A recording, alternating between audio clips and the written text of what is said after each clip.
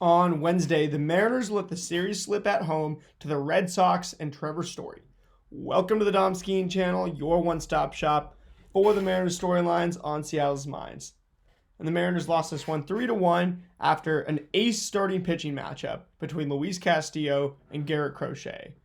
Luis has been one of the premier starting pitchers in baseball for the last 5 years, whereas Crochet burst onto the scene last year, an insane rookie year, was traded to the Red Sox and given about $175 million this offseason. He's one of the top 5 pitchers again in baseball this year. I would even put him as high as top 3. And Nick Pollock, in his most recent rankings, he's always putting him in the 2 or 3 range. In this past week, he had him number 4. So he had him behind Skubal, Wheeler, Skeens. I think that's what I said a few days ago, is that, other than Skubal, Wheeler, Skeens, Crochet is right there. He actually hit 100 miles an hour in the 9th inning last week.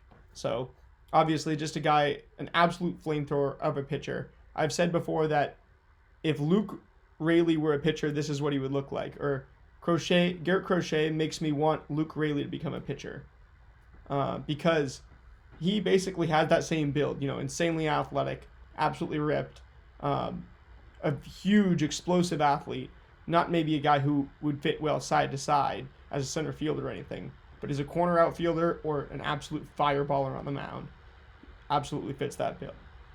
And he's such a good fastball pitcher. Throws a lot of 4-seamers, 2-seamers, cutters, threw a lot of cutters to the M's today, which we're going to talk about why. But he also mixed in a sweeper that really took us off balance and resulted in him having a really good line and winning the game. The one frustrating thing for the M's is that they got twice as many hits off of their starting pitcher as the Red Sox did. And so, looking at the pitching lines, Luis went 6 innings, gave up just 3 runs on 3 hits, whereas Crochet goes 6 innings, gives up 1 run on 6 hits. So the Mariners, unsurprisingly, did lose the expected batting average battle by .006 in this game, but also out-hit the Red Sox by twice as many at 6-3. So when you 3-hit the opposing team and still lose a game, that's pretty frustrating. Luis gives up these 2 long balls, one in the 2nd inning to Trevor Story, one to Marcelo Mayer, then one late in the game, in the 4th inning to Trevor Story. 2-run shot to Trevor Story ends up being the difference in this series, because we tied it up in the bottom of the 2nd inning with a run of our own. Small ball, nonetheless, manufactured a run for Randy. And it's really frustrating when your bullpen holds the opposing team hitless as well, and walkless, doesn't even allow a base runner to lose the game, because your offense doesn't get anything on their bullpen either. So both bullpens come in for 3 innings. The Red Sox had Garrett Whitlock, followed by Aroldis Chapman, then Greg Weissert. We had Carlos Vargas pitch the 7th, Spire in the 8th, and Edward Bizarro in the 9th. Now, interesting by the Red Sox here is that they used Chapman in the 8th to face the heart of the lineup. Then they brought in Weissert for the matchups in the 9th inning.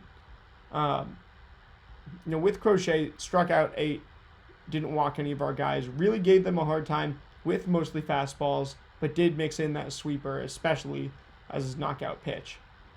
He ends up getting 17 swinging strikes on 96 pitches, so again, one of the premier elite top 5 starting pitchers in baseball right now. He gets 4 whiffs on 36 cutters, 4 on 24 4-seamers, 5 on 17 sweepers. That was the money pitch of the night, or the day. 2 on 11 sinkers and 2 on 8 changeups. Just a very high swinging strike rate, almost 20%. Just about 20% right here. So you look at Garrett Crochet, it's one of the premier pitchers. We didn't do well when we faced him last year when he came here on the White Sox. He had his career high 13 strikeouts in that game.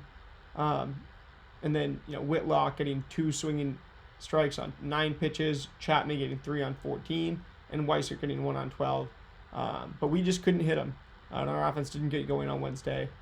And then Luis, looking at Luis really and his pitch mix, the changeup gets in there 13 times. That's the big story, obviously. Do we see the changeup more or less than 10 times? And that might even need to be like the over-under, and we do a little betting game on this channel.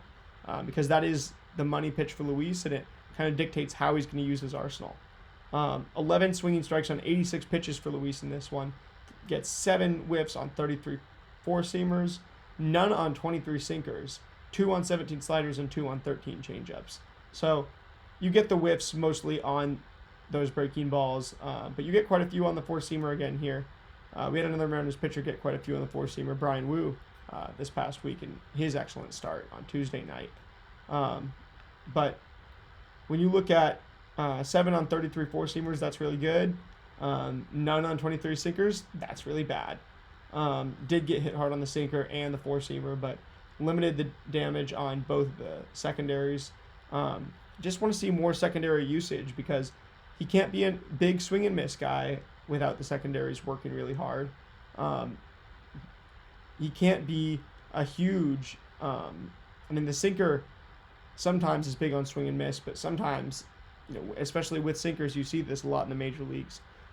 Even though they're a pitch that moves a lot, it's a predictable movement. And when the pitcher either doesn't have the feel or doesn't have the confidence to really push it past guys, then they can, the hitter can really square that pitch up. It can go a mile and result in a lot of high expected batting averages in offense, obviously. So looking at that, right, then Vargas, Spire, and Bizardo do a good job in this one. All have gained trust. I like what our bullpen does, but in this one, you just lose the series. Monday night felt like a game that the Red Sox had to win with all the news about Devers. They quiet the news a little bit. Then Tuesday, we have a big game with Cal's Grand Slam. And then Wednesday here, you lose it. You play pretty well. Don't get a long ball that you're kind of hoping for. Anyway, we're going to recap today's game, which was much better. And I'm going to